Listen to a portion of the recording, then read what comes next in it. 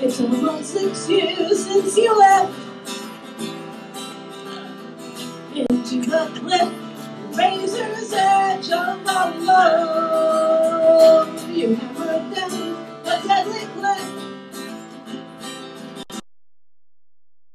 numb to think the day you said goodbye. It took so long to understand the reason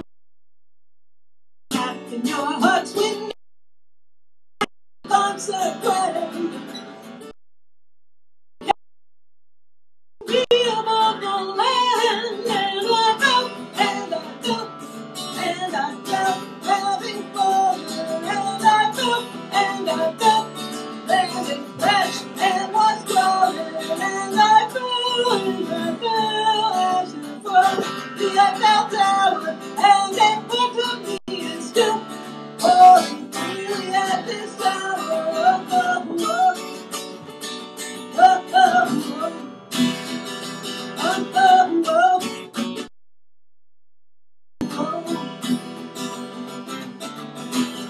So although you are older, maybe it's all this time apart. Maybe it's loneliness like the cold land on the moon. Maybe just this headache in my heart. I was so cheerful and so carefree. It took a finger snap to wrap my life around you. Not knowing right, I was just playing with fire. Piled up a house of fuel that rose higher. And I felt having fun. And I felt, and I felt, and it flashed and was burning. And I felt, and I felt, and I felt power. And they part of me is still falling freely at this hour.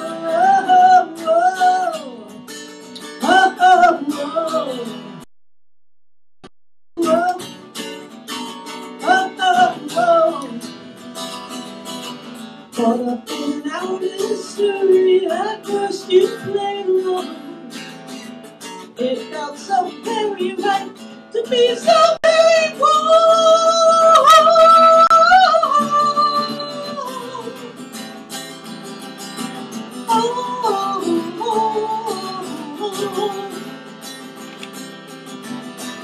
Now I've had my days of heartache, in hopes of only support.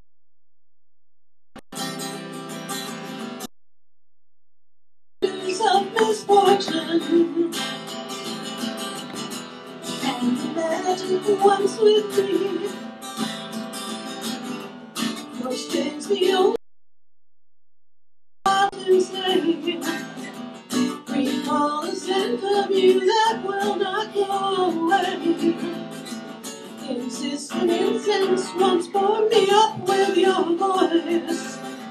I loved, I dreamed, I drowned because I had no choice. And I felt, and I felt, and I felt, and I felt, and I felt, and it flashed and was glowing.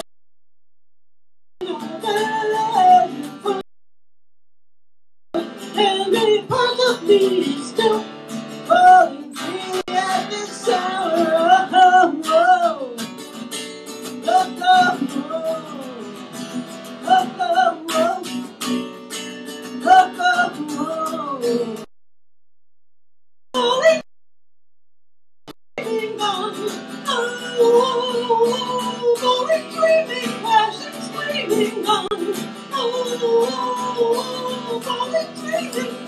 Screaming,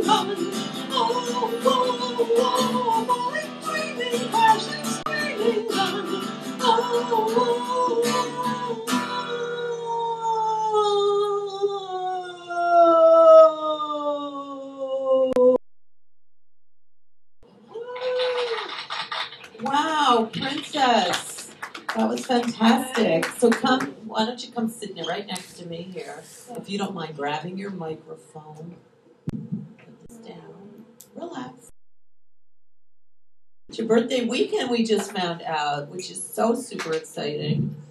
Because it's a very special day. This is really cool, Friday the 13th, because tomorrow is February 14th. Valentine's Day. Everybody today is running around buying last-minute chocolates and roses. Did you buy? I usually am much better. I actually did it in advance because this week is like, because I was just at the Delancey and on Wednesday, and now I'm here, and in Westchester with my friends, the Raging Grannies. Good for you! Wow, so, where in Westchester? This is the internet. People can see. Yeah, we're going to be. This is a really interesting bill. We're going to be at the South Presbyterian Church in Dobbs Ferry, where, get this, they are hosting a performance of the Vagina Monologues to benefit Hope's Door Women's Shelter in. I love it. Wow, that's fabulous.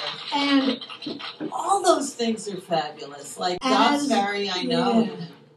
And as a result, we're doing basically songs about women's issues, because we basically do political parodies. So we're doing all women's issues. Like happy parodies, funny ones, or serious ones? There are riots. Some of them are so funny. Do you have any parodies? I've written a couple for the grannies. I'm trying to think. I don't think I've actually attacked women's issues yet. I've done like an anti-war one. We do a lot of issues. We go to every rally possibly on the planet. There's a lot of Raging Granny gaggles, by the way. There's New York, but there's also Canada. So there's like chapters? They started in 1987 in British Columbia, in Vancouver. Women who took kayaks into the harbor to protest the fact that submarine. Good for them. And they actually blocked do you have to be a granny, or is that just like a joke? Well, age is unimportant. Right. Well, you can be. Elizabeth Taylor was a grandmother at like 40. And the thing is, though, that like the desire to, you might say, change the world or make the world better is kind of the important thing. Well, don't you think a lot of people feel like that? Yeah. And the thing is that, the funny thing is that as you go on in life, you get more space in your head and in your life to do that stuff, you know. Whereas you might have been going to the 9 to 5 or your professorship or whatever saying, gee, I wish I could, you know, put out a table with all those petitions and make sure they all get signed, but, you know. Yeah, well, so good for you, good for you. Do you think that it makes a dent?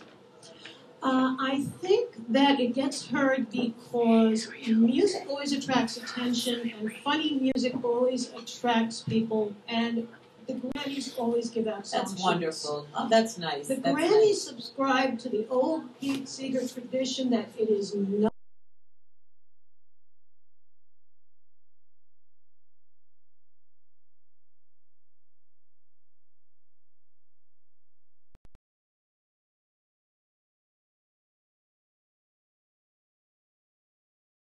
February 26th, I was sitting in my friend Alice's apartment in Washington Heights. We were about, say, a half-mile walking distance from Columbia Presbyterian Hospital. And at that moment, Pete Seeger was lying in Columbia Presbyterian Hospital with his family around his bedside. Well, that's not a very happy story. I was in the process, not knowing this, of writing a political parody of a Pete Seeger song. Ah, interesting. Yeah. So you went and visited his home. Wow. Well, not so much that as not realizing that he was a half-mile away from me. I just happened to be parodying, of all things, you know. Which song? Which side are you on? Which side are you on, Congress? Which side are you on? Which side are you on, Congress? Which side are you on? You know. Yeah. They say in Washington, D.C., there are no neutrals there. You're either for the corporate greed or for the people's share. You know, that sort of thing. That's Pete Seeger. Yeah. We actually sang it outside of Queen's congressperson's office later that week.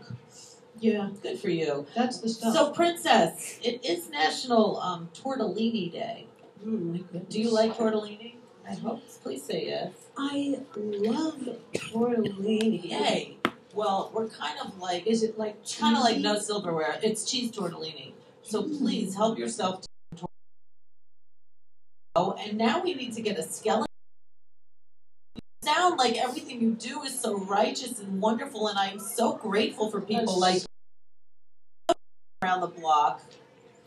And you've had... Depends on which block.